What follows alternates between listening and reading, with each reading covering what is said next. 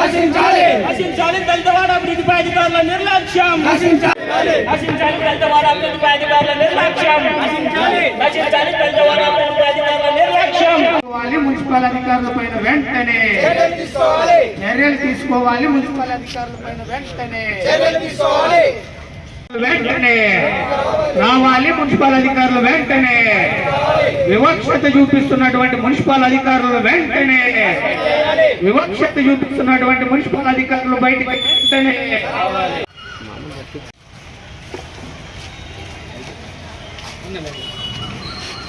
గత 10 సంవత్సరాల నుంచి మా దళిత వార్డులోన కర్నూలు జిల్లా ఎమ్మెగనూరు నియోజకవర్గం ఎమ్మెగనూరు టౌన్లోన దాదాపుగా 10 సంవత్సరాల నుంచి ఆర్సీఎం చర్చి, కబరస్థాన్ రోడ్డు, అదేవిధంగా దళిత వార్డులో దాదాపుగా 7 వార్డులే ఉన్నాయి సార్ దాదాపుగా. కాబట్టి మైనార్టీకి వెళ్ళే కాలనీలో కానీ మరి అదేవిధంగా బంగారు బజార్ కాడ నుంచి కలగట్ల రోడ్డు వరకు కానీ మన ఆర్సీఎం చర్చి, ఎంబీ చర్చి రోడ్లు కానీ కబరస్థాన్ కమ్మీలు పెద్ద కమ్మీల వరకు కానీ రోడ్లు వేయకుండా నిర్లక్ష్యం చేస్తున్నారు. అది మున్సిపల్ అధికారులు మరి కమరు కూడా అని కూడా మాకు చెప్పినారు. నిన్నటి దినమును కూడా ఇదే కాపీనే కలెక్టర్ గారికి కూడా మరి అర్జీ ఇవ్వడం కూడా జరిగినది. మీ వారికి వచ్చిందో లేదో తెలియదు సార్. దీనిపైన మేము ఈరోజు దీన్ని స్పందించాలని మేము ఇక్కడ ధర్నా కూర్చున్నాం సార్ మా ఆధ్వర్యంలోన. దీనికి మాకు తాడో పేడో అయితే సార్ మీరు అందరూ మేము గతంలో కూడా 8 నెలల క్రితం కూడా దాదాపుగా అక్కడ కబరస్థాన్ రోడ్డు కూడా 70 లక్షలు శాంక్షన్ అయినట్లు భూమి పూజ కూడా చేసినారు గతంలో ఉన్నవారు. అది మీరే ఉన్నారు అప్పటికి.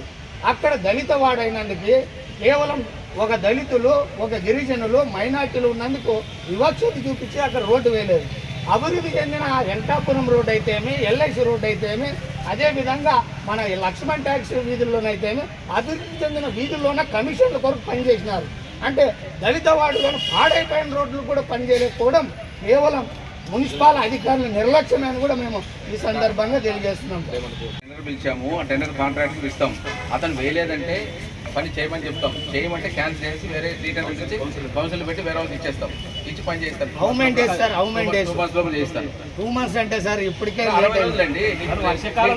చాలా ఇబ్బంది పడుతున్నాం సార్. ప్రాసెస్ చేయడానికే టైం పడుతుంది. టెండర్ ప్రాసెస్ చేయడానికే టైం పడుతుంది. ఆల్రెడీ టెండర్ పని చేయకుండా ఉండరు కదా సార్. ఆ లోపల మీరు ట్రాన్స్ఫర్ అయిపోతే చేస్తారు. సరే మీరే ఫైల్ ప్రాసెస్ ఉంటుంది కదా. ఫైల్ ప్రాసెస్ ఎవరు తేడా చేయలేరు కదా. ఫైల్ వచ్చిన తర్వాత మా వార్డులో అభివృద్ధి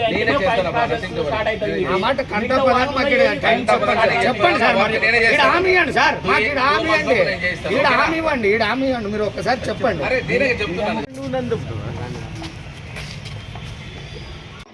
కర్నూలు జిల్లా ఎమ్మెగనూరు నియోజకవర్గం ఎమ్మెగనూరు టౌన్ దళిత వార్డులో కూడా రోడ్డు వేయలేదని జైబీఎం ఎంఆర్పిఎస్ సంఘ ఆధ్వర్యంలో కూడా ఎమ్మెగనూరు టౌన్ మున్సిపల్ కమిషనర్ గారికి కూడా మరి ఇక్కడ వచ్చి ఆఫీస్ ముందు కూడా ధర్నా కార్యక్రమం కూడా చేయడం కూడా జరిగినది.